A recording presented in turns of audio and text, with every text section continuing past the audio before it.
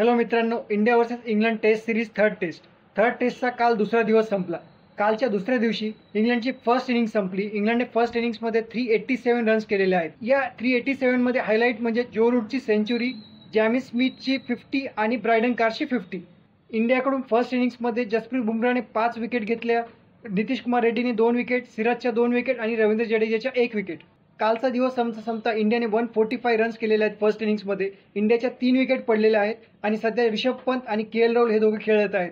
KL. राहुलने परत एकदा आपला क्लास दाखवलेला आहे आणि 50 कंप्लीट केलेली आहे। याच्या आधी जेव्हा इंडिया लास्ट टाइम 2021 मध्ये लॉर्ड्सवर खेळली होती तेव्हा सुद्धा के.एल. राहुलने सेंचुरी केली होती आणि ती मॅच इंडिया जिंकली होती।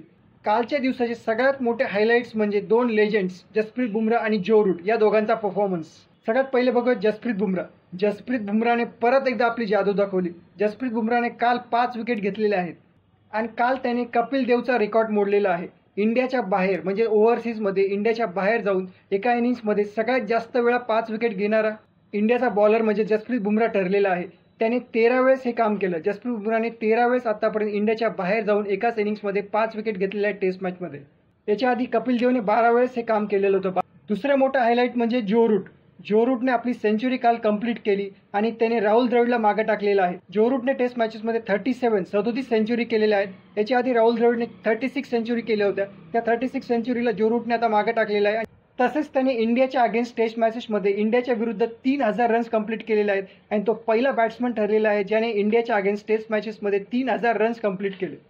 कालची अजून एक हायलाईट म्हणजे इंडियाची परत एकदा थोडी खराब फिल्डिंग। काल 3 ते 4 इम्पॉर्टंट कॅचेस टीम इंडियाने काल सोडल्या। कालचा दिवस संपता टीम इंडियाने 145 रन्स केले होते। ऋषभ पंत आणि के.एल. राहुल खेळत होता।